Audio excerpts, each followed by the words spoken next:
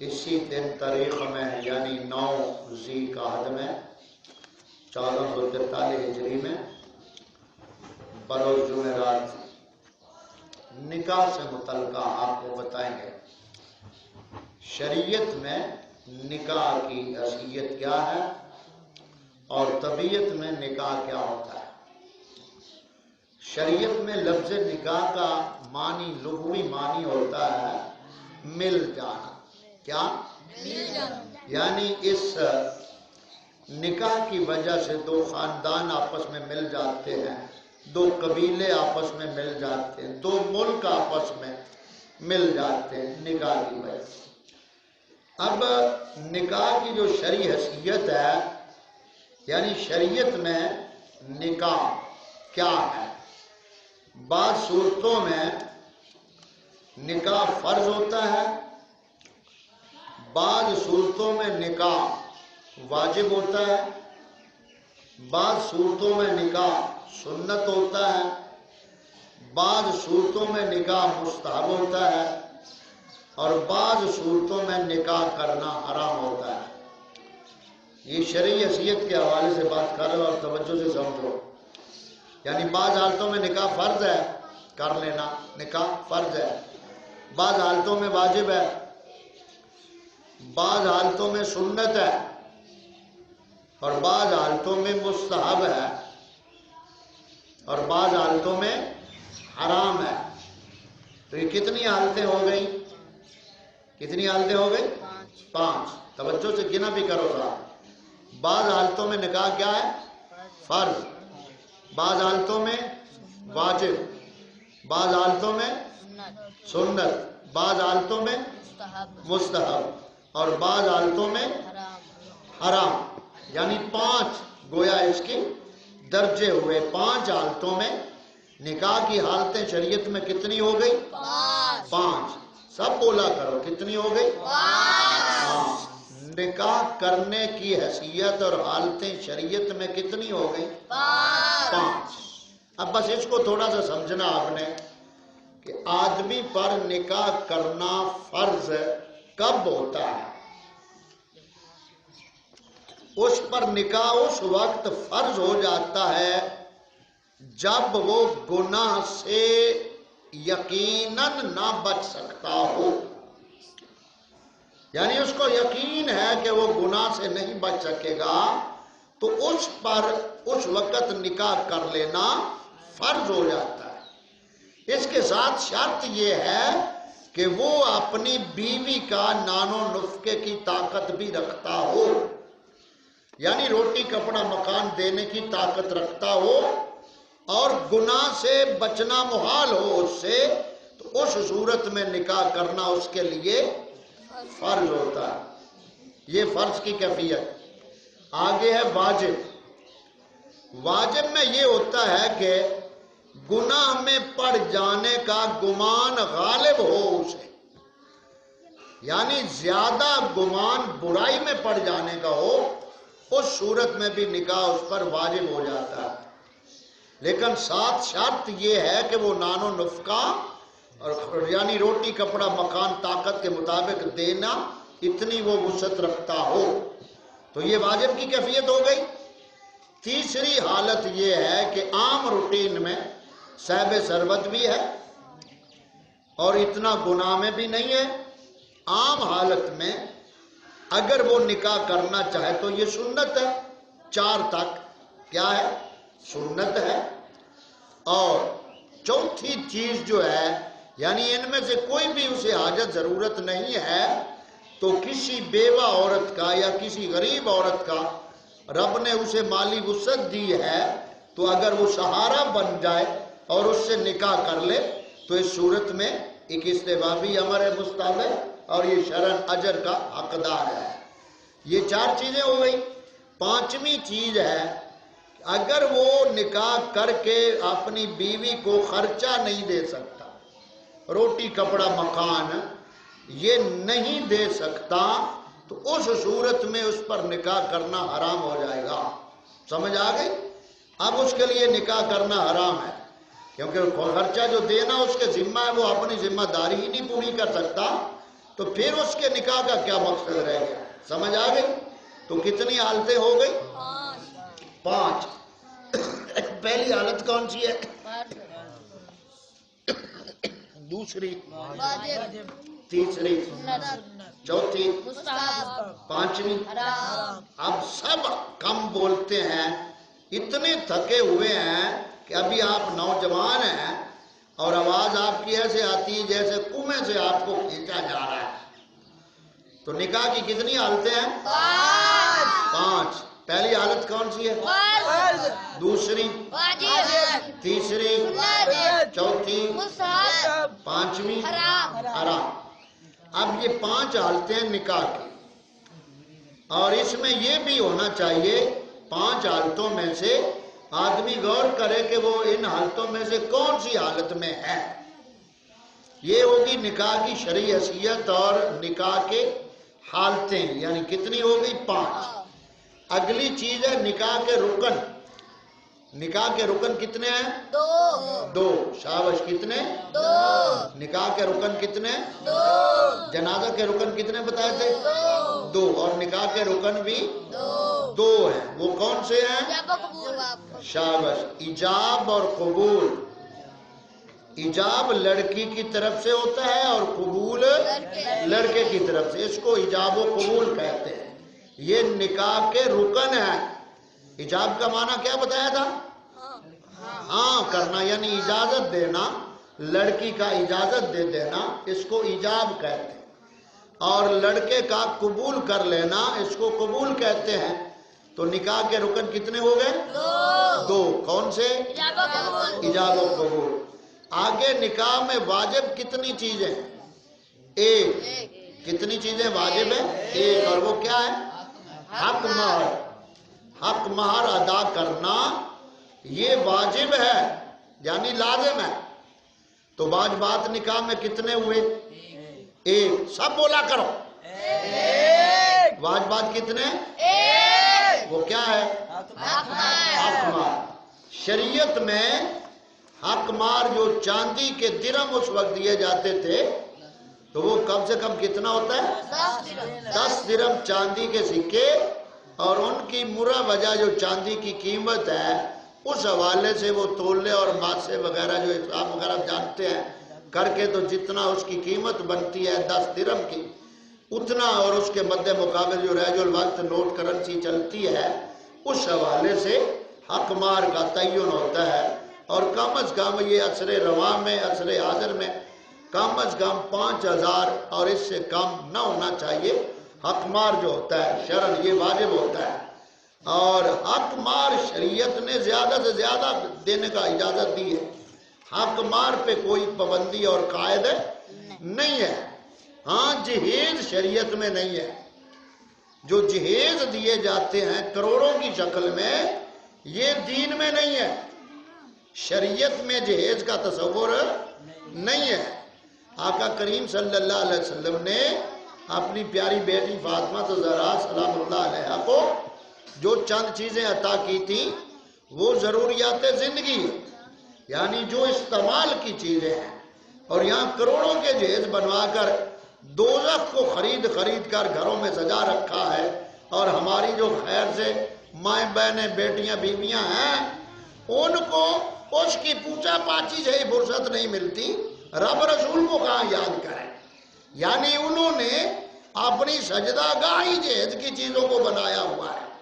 یعنی جتنا طلب، سوچ، پیار، وقت عورتیں گھروں میں جہیز والی چیزوں کو دیتی ہیں، کبھی اتنا رب رسول کی طرف توجہ کی ہے جل جلالہ و صلی اللہ علیہ وسلم.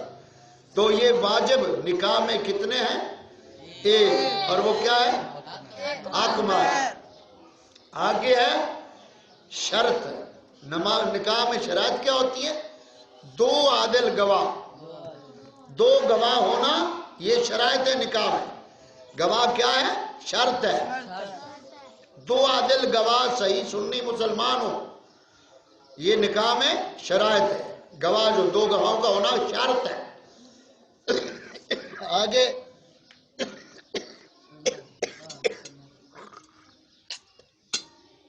نہ اپنا نکاح میں سنت چیزیں کتنی ہیں؟ ہاں بولو، نکاح میں سنت چیزیں کتنی ہیں؟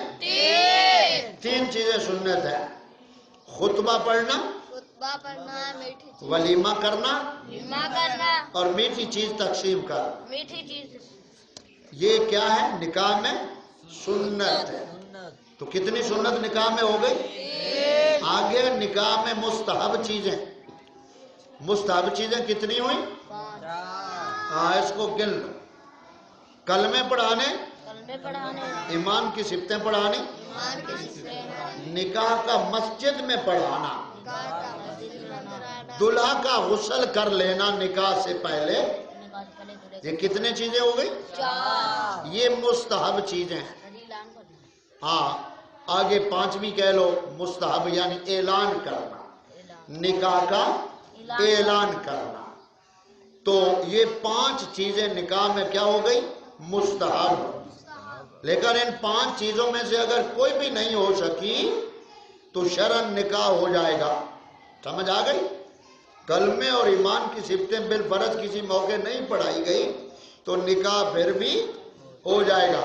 نکاح اصل میں گواہوں کا ہونا، حق مہر کا ہونا، اور لڑکے اور لڑکی کا ایک دوسرے کو قبول کرنا، اصل یہ نکاح ہے۔ بقیہ چیزیں سنت و مستحبات ہیں۔ تو نکاح میں مستحب چیزیں کتنی ہو گئی؟ 5۔ کتنی؟ 5۔ آگے نکاح میں حرام چیزیں کیا ہوتی ہیں؟ یہ آخری بات ہے۔ آپ حیران ہوں گے بھئی نکاح میں بھی کوئی چیز حرام ہو سکتی ہے؟ کیا ہوتی ہے نکاح میں حرام چیزیں؟ آپ کو پتہ نہیں؟ آپ کو پتہ نہیں نکاح میں حرام چیزیں کیا ہیں؟ توجہ سے سیدھے ہو کر بیٹھو۔ میں صرف 1-2 چیزیں بتاؤں گا، اس پہ آپ بقیہ چیزوں کو قیاس کر لیجیے۔ ہاں تجمل ٹھیک پہنچا۔ ہاں نہیں، کنجریاں تو قوم کے لیے جناب نکاح کے لیے فرض ہے، قوم کے لیے گانا بجانا، یہ خسروں کو بلانا یا کچریوں کو بلانا، یہ تو قوم کے لیے نکاح میں فرض ہے۔ آپ یہ کیسے حرام کہہ رہے ہیں؟ سمجھ نہیں آئی بات؟ تو نکاح میں حرام کیا ہے؟ نکاح میں حرام چیزیں کیا ہیں؟ میرج ہال کا نہیں مسئلہ، ہاں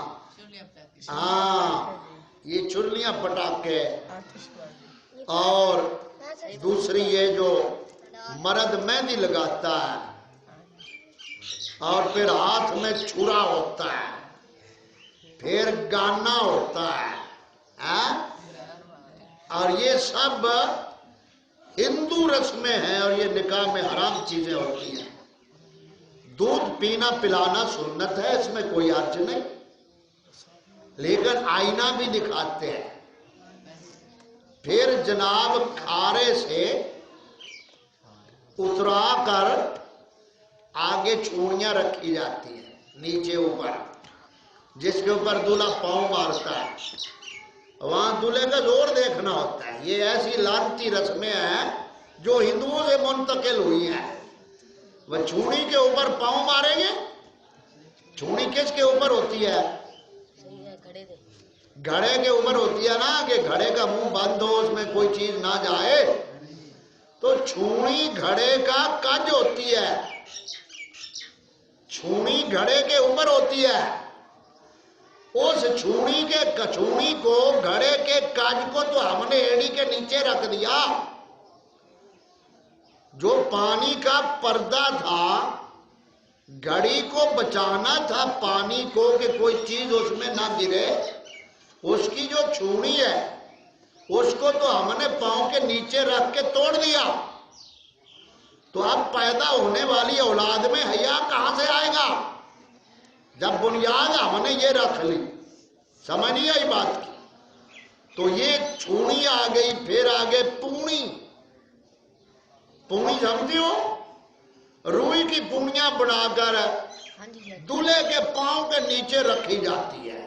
واہ واہ، دولہے کے پاؤں کے نیچے پونیاں رکھی جاتی، پھر آگے دھونی ہوتی ہے۔ یعنی چھونی پونی دھونی، یہ تین چیزیں تو قوم کی پسندیدہ ہے نا، ان کے بغیر گویا قوم کی شادی نہیں رہتی ہے. سمجھ نہیں آئی بات؟ یہ سب چیزیں نکاح میں حرام ہیں. اور نکاح کا جو تعارف ہے وہ معلومات جو ہے آپ کو بتائی ہے، وہ 9 چیزیں ہیں. ان میں آخری چیز ہے جو نکاح میں حرام چیز ہے. اب ایمان سے بتاؤ، اچھا کھانا پکا ہو، اچھا کھانا پکا ہو، آپ کے سامنے اچھا کھانا رکھ دیا جائے اور آپ کھانے کے لیے تیار بیٹھے ہو، لیکن اس کھانے کے ساتھ ایک پلیٹ گندگی کی رکھ دی جائے. آپ نے گندگی کھانی تو نہیں ہے، کھانی نہیں ہے، بس رکھنی ہے نا. تو آپ کا جی چاہے گا اچھا کھانا کھانے کو؟ کیونکہ گندگی تو کھانی نہیں، وہ تو ساتھ پڑی ہے. تو ہر سمجھدار آدمی یہی سمجھے گا کہ یہ کھانے کی توہین ہے. اگرچہ گند کو کھانا نہیں ہے، لیکن کھانے کے ساتھ گند کو رکھنا یہ توہین ہے. اور واقعی یہ توہین ہے. تو سنت کاموں کے ساتھ ان حرام کاموں کو شامل کر لینا اور پھر کہنا کہ ہم سنت ادا کر رہے ہیں، تو یہ سنت کی ہم توہین کرتے ہیں حرام چیزوں کو اپنا کر. تو یہ نکاح سے متعلقہ آج کی مختصر باتیں آپ کو سمجھائی ہیں، اور کل ہم انشاءاللہ تعالی یہ سنیں گے بھی. اجمالی طور پہ پھر دہرا دیتے ہیں، نکاح کا لغوی معنی ہوتا ہے مل جانا، اور شریعت میں اس کا معنی ہوتا ہے حرام کاری سے بچنے کے لیے، زندگی کو محفوظ بنانے کے لیے رشتے میں منسلک ہو جانا. تو نکاح کی شریعت یعنی 5 طرح سے نکاح. آدمی 5 حالتیں ہیں اس کی. بعض حالتوں میں نکاح فرض ہے، بعض میں واجب ہے، بعض میں سنت ہے، بعض میں مستحب ہے، اور بعض حالتوں میں حرام ہے. اس کی تفصیل ہم بتا چکے. تو نکاح کے رکن 2 ہوتے ہیں، ایجاب و قبول. ایجاب لڑکی کی طرف سے اور قبول لڑکے کی طرف سے. تو نکاح کی شرائط 2 گواہ ہوتے ہیں، عادل 2 گواہ سنی مسلمان ہونے چاہیے. اور نکاح میں واجب ایک چیز ہوتی ہے جو حقمار ہوتا ہے، اور وہ موقع پہ ادا کرنا چاہیے. اس کی کچھ وضاحت حقمار کی ہم کل مزید اس پہ بیان کریں گے. تو آگے نکاح میں سنت چیزیں کتنی بتائیے؟ نکاح میں ولیمہ سنت ہے، خطبہ سنت ہے، میٹھی چیز تقسیم کرنا سنت ہے. یہ 3 چیزیں نکاح میں سنت ہیں. اور مستحب کتنی چیزیں ہیں اس میں؟ 5 مستحب کتنی چیزیں؟ نکاح کا اعلان کرنا، نکاح کا مسجد میں منعقد ہونا، غسل کرنا نکاح سے پہلے دلہا کا، اور اس کے ساتھ کیا ہے؟ ایمان کی صفتیں اور کلمے پڑھانا. اور اس کے ساتھ ایک چیز اور بھی آپ شامل فرمائیں، یعنی توبہ کر کے نکاح پڑھنا پڑھانا. یعنی سب سے پہلے اجماعی توبہ کی کر لی جائے، اور جو نکاح پڑھانے والا ہوتا ہے وہ سب سے پہلے اجمالی طور پہ توبہ کرائے، اور پھر یہ سلسلہ آگے جاری کرے. نکاح میں حرام چیزیں کیا ہیں؟ یہ جتنی رسومات ہیں ہندوؤں کی، چھونی پونی دھونی، یہ مرد کے لیے مہندی اور گانا، پھر دوسرے دن گانا کھولا جاتا ہے، اس کی گنڈیں اتنی مضبوط دی جاتی ہے، یعنی دلہا اور دلہن کا گویا کہ عقل دیکھی جاتی ہے. گنڈ کے اوپر گنڈ، گنڈ کے اوپر گنڈ، گنڈ کے اوپر گنڈ. یہ ایسی گنڈے پچا کر بعض جگہ پہ سوئیوں سے سلائی کر دیتے ہیں تاکہ دلہا کو شرمندگی اٹھانی پڑے، اور اس سے نہ کھولے تو پھر وہ بیچارہ کاٹ ہی دے اس گنڈ کو. تو یہ سب نوشتے جو ہے یہ گھروں تک کیا پھر آگے اولادوں تک منتقل ہوتی ہے. تو آخر پہ سب سے بہترین نکاح کون سا ہے؟ ہمارے آقا کریم صلی اللہ علیہ وسلم نے فرمایا سب سے بہترین نکاح وہ ہے جس میں خرچہ کم ہو، جس میں خرچہ کم ہو. حضور شیر ربانی رضی اللہ تعالی عنہ شرک پر والے سرکار آپ فرماتے ہیں نکاح ایک دودھ کے گلاس سے ہو جاتا ہے، پھر اتنا خرچہ کس لیے؟ نکاح ایک دودھ گلاس سے ہو جاتا ہے، یعنی ایک سنت ہے کہ دلہا کو دودھ پلا دو، اور دودھ پلانا ایک سنت ہے، اچھی چیز ہے، تو اتنے میں بھی نکاح تو ہو جاتا ہے. لیکن جب ہم خود ہی گڑھے میں گر رہے ہوں تو پھر بچائے کون؟ اللہ تعالیٰ. ہمیں ہدایت عطا فرمائے۔ تو آج کا نکاح سے متعلقہ یہ سبق ہمارا اختتام کو